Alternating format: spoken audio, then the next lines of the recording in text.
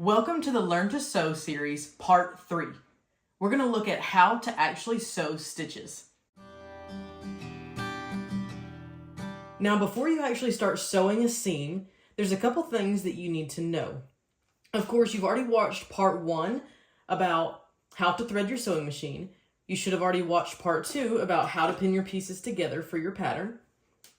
Now, for part 3 on how to sew the seam, there's a couple things that we need to know about how to actually set up our machine and start sewing. The first thing is we want to know what is the stitch type. So on my machine, I only have about 9 options here. And usually my pattern or my knowledge of the project is going to tell me if I need a straight stitch, a zigzag stitch, or some sort of decorative stitch. So most woven fabrics are going to take a straight stitch when you're constructing the pattern. Most stretchy fabrics or knits are going to take some sort of zigzag or decorative stitch because all of that extra thread that gets put into the stitch will allow the thread to stretch with the fabric. The decorative stitches are typically only used for top stitching, and we'll get to that later. The next thing that you need to know is the stitch length. Now, sometimes your pattern will tell you what stitch length to use, but sometimes you just need to have the knowledge for that project.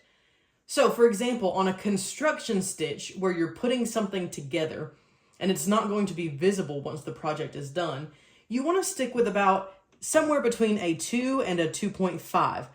On our sample, I'm going to start at the very edge of the fabric and I'm going to sew all the way to the other edge of the fabric. In some cases, it may have dots on your pattern where it wants you to sew in between a certain place, or it may have where it does not want you to sew in between a certain place. For example, if we were going to sew this entire square and then turn it right side out, we might want to leave a gap here, so we would sew all the way around, leaving this part unsewn or open. And it's good to mark those on your pattern or on your fabric until you get comfortable with remembering what you're doing. You'll need to know your seam allowance. The seam allowance is how much fabric is left between where your stitches are and the raw edge of the fabric. And each pattern is going to give a different amount. Typically, if you're quilting, it's going to be about 1/4 inch. In garment making, we usually see 5/8 of an inch. In bag making, you'll see anywhere from 1/4 to 3/8 of an inch, depending on what part of the project you're doing. And then various different patterns will have various different seam allowances. So it's good to know what your pattern is designed for. And the last thing you need to know is whether or not you're going to backstitch. So a back stitch is when you press the reverse button and the machine actually pushes your fabric back out so that the stitches go backwards over the previous stitches and it locks them into place. There are some times when you have to backstitch, and there are some times when you absolutely cannot backstitch. That's typically going to be indicated by your pattern, but there are some places to know where that applies. For example, when you're sewing a gathering stitch to create a ruffle, you never, ever backstitch on a gathering stitch. Backstitch, it'll lock the fabric in place and you won't be able to scrunch it up. I'm going to do a straight stitch with my needle in the center position, and I have my length set to about 2.5. For my seam allowance, I'm going to sew about 1/4 of an inch, which on my machine means I'm going to line up the edges of the fabric with this edge of my presser foot. And as long as I leave that lined up perfectly right there, I will be at 1/4 inch because the stitches are going to come here and my stitch line is going to be 1/4 inch from the raw edge. Now, most machines also have this stitch plate here that's got all of these parallel lines with numbers on them. So for example, I've got 10 millimeters, 15 millimeters, and 20 millimeters, which is also 1 centimeter, 1.5 centimeters, and 2 centimeters. And then back here at the back, I've got 3/8 inch, 4/8 inch, which is 1/2 inch, 5/8, and 6/8, which is 3/4 of an inch. So what these lines mean is if I take the raw edges of my pieces and I keep them aligned with that line, it's going to maintain my seam allowance at whatever that measurement is. So check your pattern. For example, if I were sewing a dress and the seam allowance is 5/8, I am going to, as I sew, keep the edges where they're gliding along the 5/8 inch line. Now the needle is never going to move other than up and down. It's not going to change positions, so I know the needle is always going up and down right there in that same place. So I don't need to watch the needle. I need to watch where my seam allowance is. I need to watch the edges, and I need to watch where I'm headed on the lower portions of the fabric. Knowing when to start and stop will be indicated in your pattern, but what you want to do is, let's say I want to sew only between these two pins.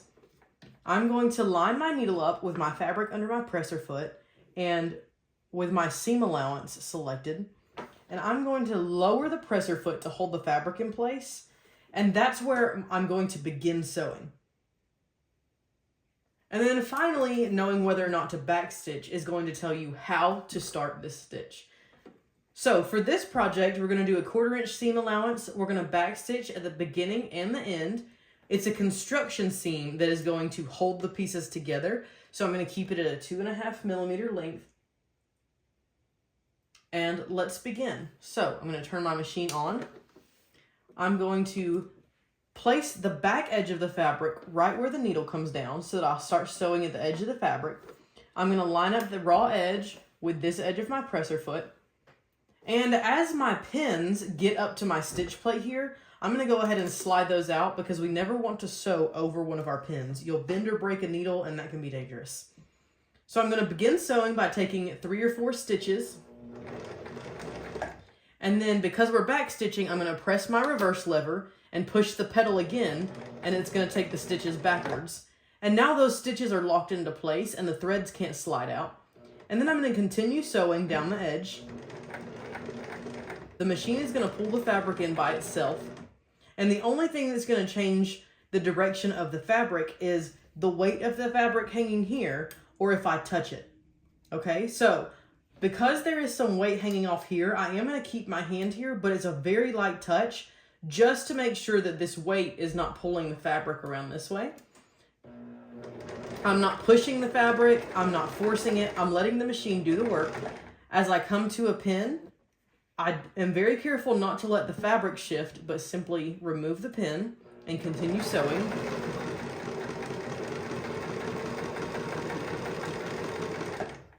And as I approach this raw edge, I'm going to think, I'm going to put this needle down. Am I going to finish here or am I going to turn the corner? Now, if I'm going to turn the corner and continue sewing, I want to make sure that I don't sew into my 1/4 inch seam allowance. So I want to imagine 1/4 inch up from this raw edge, and that's where I want my needle to stop. So I'm gonna show you an example of what I mean. Okay, I'm gonna estimate that right there is about 1/4 inch from this bottom edge. Now I'm gonna put my needle all the way into the down position by turning my hand wheel, and that is going to secure these pieces of fabric together when I raise this presser foot, so I can pivot around the needle and none of this has moved around. Now you see when I lower this presser foot, because I estimated correctly and stopped my needle, even though this used to be the bottom edge, now it's this side edge and my seam allowance is already lined up in the proper place with the edge of my presser foot. Now on this line, I'm going to continue sewing to the end and we're going to back stitch when we get to the edge of the fabric.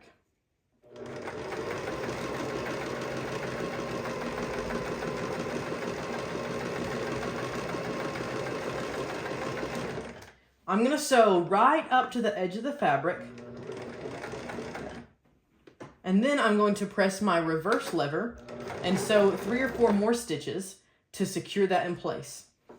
When I'm done with one particular stitch, I'm going to raise my presser foot and pull out quite a long tail, and then I can snip that off. And then I want to be sure to trim my threads down right up to the fabric. And then we want to go back to the beginning where we started these tails and do the same thing. And you want to trim these threads off at the end of each seam that you sew so that these tails are not accidentally getting caught inside of other seams. And that's how simple it is to sew 2 pieces of fabric together.